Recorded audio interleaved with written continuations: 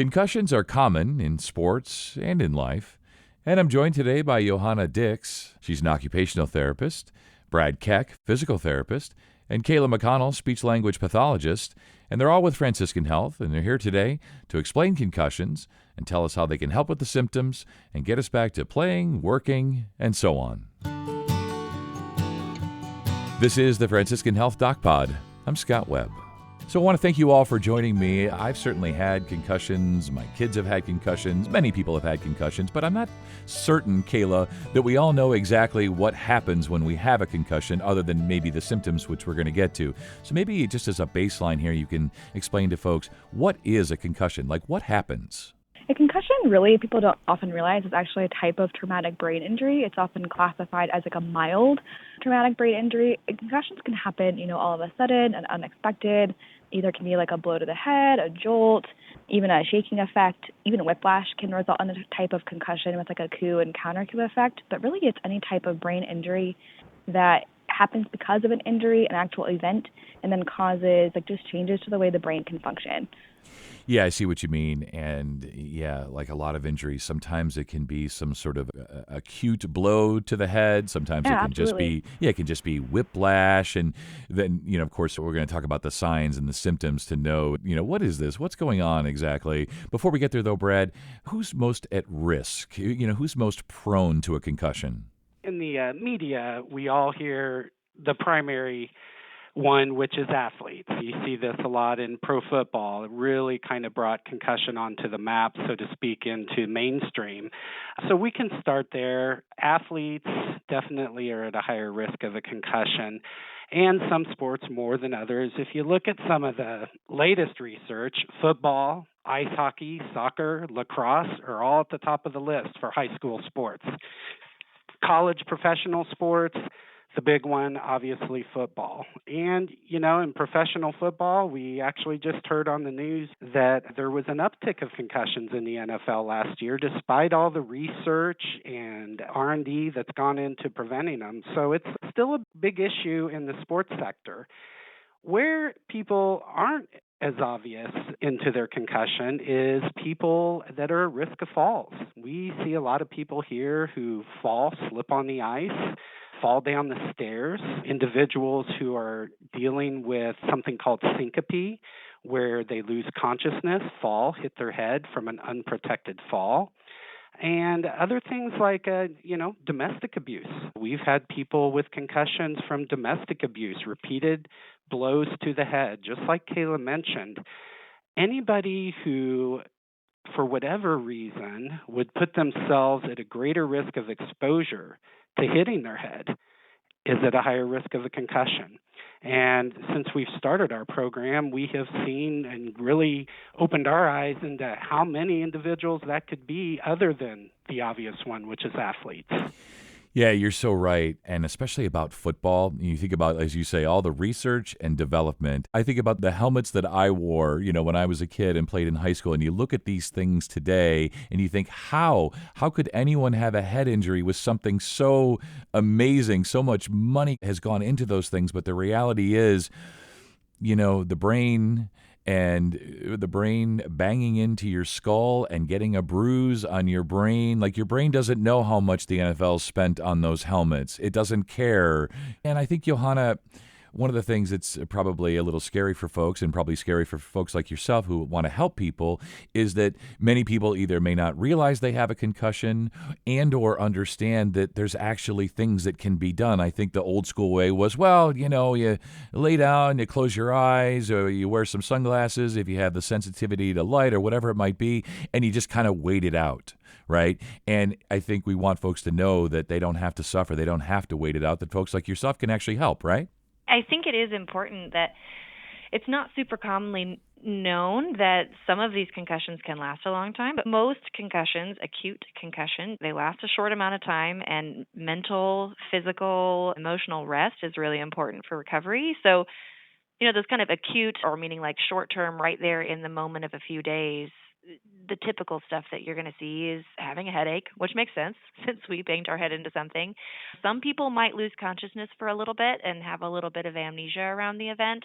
That's probably a sign it's a little bit more significant than a true mild one. Some people feel like they get foggy brain, or they're like kind of feeling very cloudy in their thinking. They might feel dizzy, get like ringing in their ears, even like up to nausea and vomiting and things like that.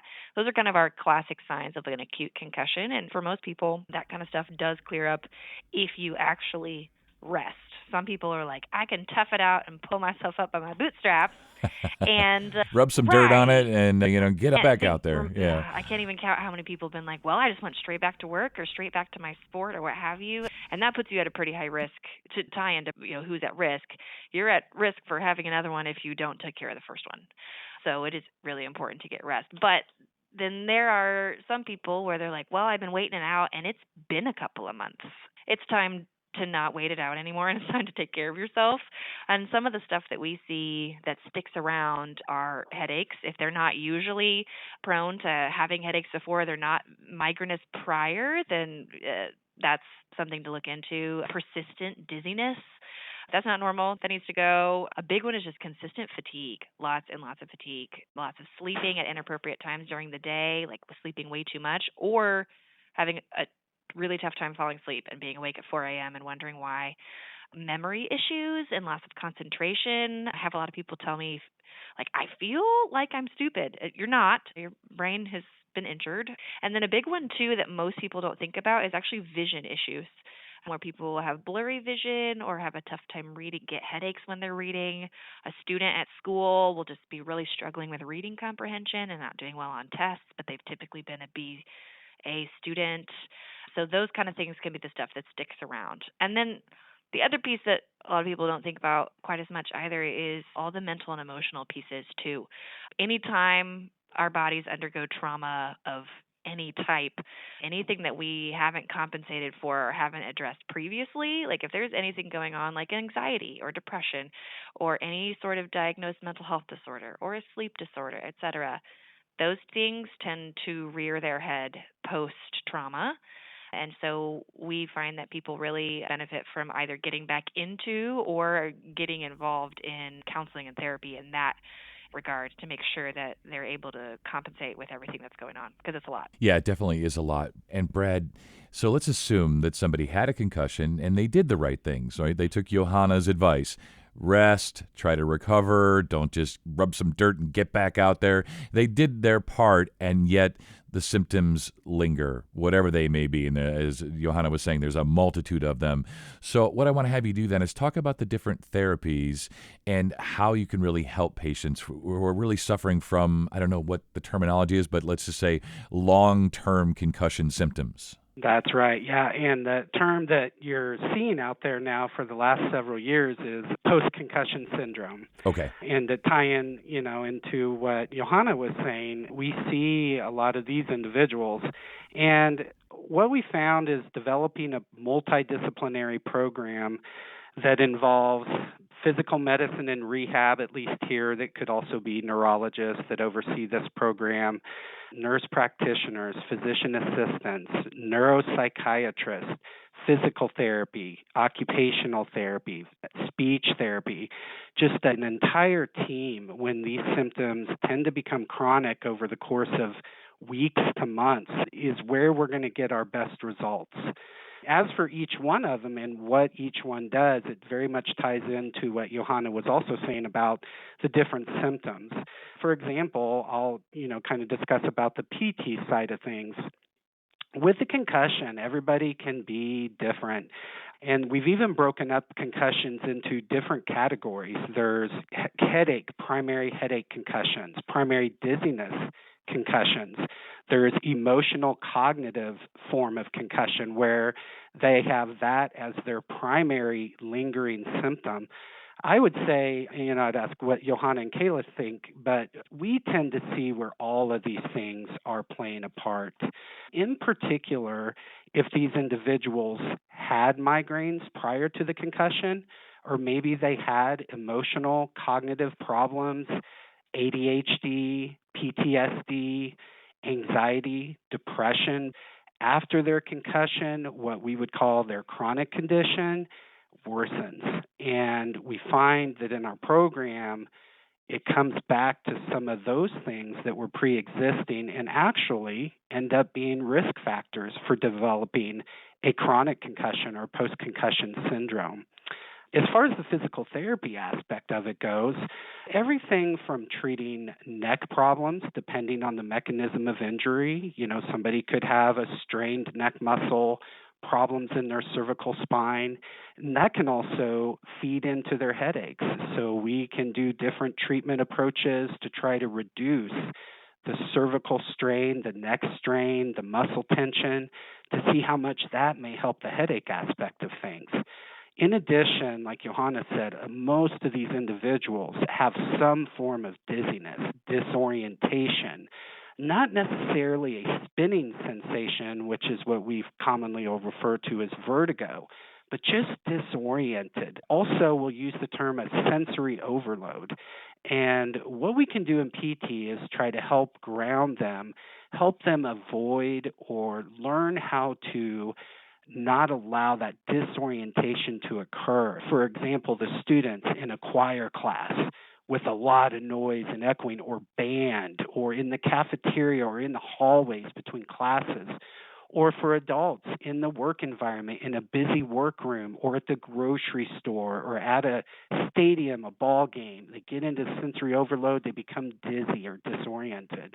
So we'll work with them on that aspect of it, trying to educate, teach them strategies to try to learn to get control and not allow all that sensory information to disorient them. Another thing then are your just common balance problems, instability, walking difficulties. The thing is a lot of time this disorientation and dizziness is what's affecting their balance and walking. So there are a lot of times we're just working on the disorientation and the dizziness.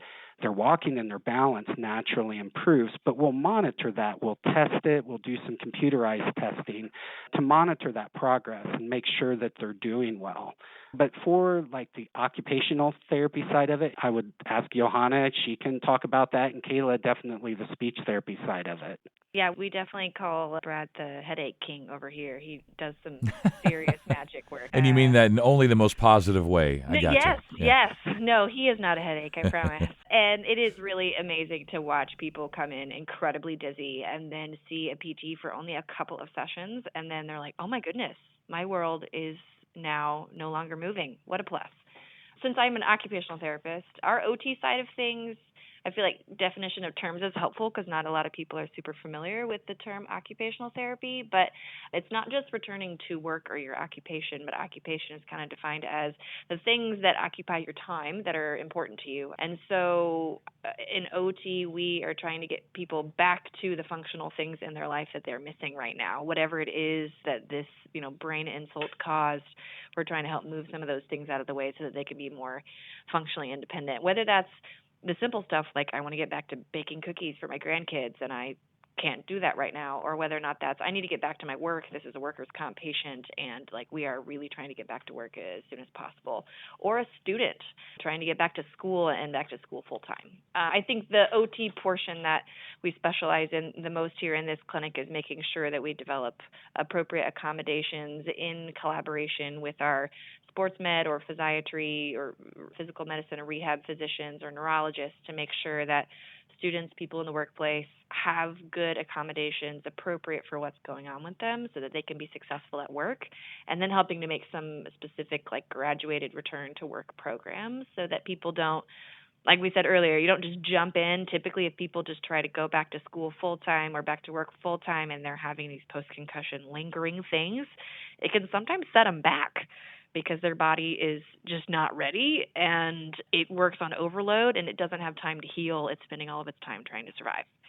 And then in a very specific portion here at our clinic, we've developed a vision rehab program, and the OTs have taken that piece. So for our people who have some visual issues, sometimes their balance and dizziness issues actually end up being vision related, because if your eyeballs are not telling you the correct things, it can make walking in a straight line a little hard. And so we've developed a program in collaboration with a neuro-optometrist who is fabulous at the IU School of Optometry. And we've developed protocols with him so that we can help address people's vision issues. And that typically ends up being stuff like double vision, blurry vision, headaches when reading, things like that. And so we have some very specific treatments that we do for people with what we call binocular vision deficits, where one eye is doing something very different than the other, not sending the correct signals to the brain, and not giving good brain information and not functioning appropriately. And that can show up as a cognitive issue, interestingly enough, and it looks like they're having trouble remembering what they've read. But sometimes we can solve some of those issues ahead of time if we focus on the vision, because then once the eyeballs see what they're supposed to see, then it makes a lot more sense to the brain.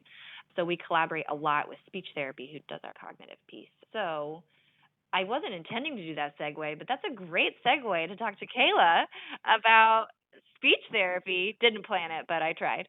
So yeah, Kayla, tell us all about the cognitive piece in speech therapy.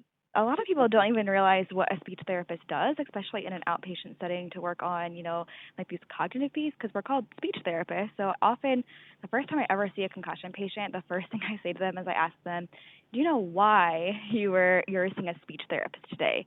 And almost unequivocally, they say no, because they don't realize that we're actually working on more of this cognitive piece, not their actual speech. Typically, when a person has a concussion, they don't have any kind of true speech impairment, but rather working on these cognitive aspects, things like language or word finding, memory, attention, what we call executive functioning, which is like planning, prioritizing, having a thought, being able to organize it and like execute an action, as well as some visual spatial skills. So those are our big goals, but the reason why those things are important is because it relates to, how we do our job, or how we're driving, or how we manage these IADL tasks that we have, things like medication management, finances, going to school, like Johanna said, getting back to whatever it is a person wants to get back to. If that's doing word search puzzles and being able to, like as Johanna said, bake cookies for their grandkids, that's a great functional goal. So a lot of what therapy looks like is, well, actually, we start with an evaluation on day one. And the assessment that we typically use to evaluate cognition is called the R-bands, which stands for the repeatable battery for the assessment of neuropsychological status. Again, that sounds like a big bunch of big fancy words, and I tell that to my patients. But really what that means is we're going to take a look at all the cognitive aspects that I already talked about. A lot of times, honestly, with concussion, it's very, very common for an individual to take a test like the R-bands, and it is standardized, meaning it compares them to like age-matched peers. It's not a pass or a fail like a test you might take in school. And I tell them that because a lot of times they do end up scoring within the normal limits. And that doesn't mean they can't benefit from speech therapy. It just means that, sometimes it says they are scoring normal, but their functional complaints are a lot more severe, meaning like their true cognitive status might not be too far off their baseline in like a snapshot in time. Because a lot of times what they're really struggling with is what's called cognitive fatigue. And I tell them too, what cognitive fatigue looks like is, often patients are able to mentally complete a complex task, but the amount of like mental effort it takes is astronomically more than what it would have previously cost them. So part of it is also honestly education about what's called like somatosensory tracking, kind of relating how these like physical aspects, just like Brad and Johanna already talked about, things like cognitive health and physical health, I say are like a good marriage. They depend on each other. So patients with PCS often mirror like a chronic illness at the point where it's like really in this post-concussion, range after a few months after injury. And I tell them, like, think back to even to a time when you were sick or had the flu. It's like likely, in real life you experienced like headache, fatigue, dizziness, nausea, all these really common concussion symptoms that can be ongoing. When you had the flu, obviously you didn't feel 100% with your cognitive functioning. Well, of course not. That's not how our brain is functioning when we're dealing with these illness symptoms. And then folks with concussion have that for much longer, so of course they're not functioning in their daily life at 100%, which is a great reason as to why these patients benefit from this like multidisciplinary approach. So as they make progress with, let's say, your balance, make progress with their headaches, their vision, it's likely that their perceived, cognitive functioning will also improve as these other aspects improve. In the meantime, patients are like, okay, you're telling me that my vision and my physical health has a big impact on my cognition. So how do I, in this moment, help myself remember something new or pay attention while I'm paying my bill if I still can't do those things and I'm not making good enough progress yet with these physical aspects? So what we do to help with that is I focus a lot on, again, what I mentioned earlier, this somatosensory tracking. So that looks like, kind of implementing like a rating scale, like a good way to systematically track sleep, pain, activity level, and headache, and then directly compare that data to their irritability, their fogginess, their worsened word finding, whatever symptoms are most relevant to them, to see if you can find some good patterns to see how that physical and mental health are impacting their cognition, because your cognition will likely always follow suit. Having a bad day physically, you're probably going to have a bad day cognitively. The spoon theory is a way that we do this in a little more even researched way. So the spoon theory is a type of theory to track expended mental effort and correlate this information into like balanced schedule planning around cognitive energy conservation. So really quick with that, just kind of like taking like a proverbial spoon representing like 1 unit of cognitive energy, taking that data to see if we can plan out a day more effectively to have more mental energy throughout an entire day from beginning to end. I feel like it's important for people to remember that, like, we are complex systems of a heart, a mind, a body, and a soul. And there's so much in us that it just all gets really tangled when there's trauma of any kind, whether or not that's physical trauma, emotional trauma, whatever kind of trauma it is. It's a multi-system effect, and that's why I love what we do in our multidisciplinary clinic. My dream is to also include counseling, because that's the part we're missing. But that's what I think is really important about it. Is like, let's look at your entire body. I know, nudge, nudge. If anyone wants to talk to me about it, please call. But that is what I love about our clinic, is that we're able to give more than just, you are a body container, let's make sure, your muscles feel good and okay, bye. We are very well-rounded to be able to say, hey, this piece of you is affecting this piece of you, is affecting this piece of you. Let's address all of you, because it's so tempting to just think of ourselves as containers of muscles and bones, and we're so much more than that. Yeah, that's perfect. I was just thinking while you were saying that, Johanna, it's that sort of mind, body, spirit, soul approach, that it's not just fixing the physical ailment, because what led to the physical ailment or injury, whatever it is, and how that's affecting you, not only physically, but mentally, emotionally. There's just so much going on, and you guys do so much. So again, thank you all, and you all stay well. Thank you, Scott. Thank you, Scott. Thanks for having us. Thank you. And for more information, go to franciscanhealth.org/rehab. And if you found this podcast helpful, please share it on your social channels, and be sure to check out the full podcast library for additional topics of interest. This is the Franciscan Health Doc Pod. I'm Scott Webb. Stay well, and we'll talk again next time.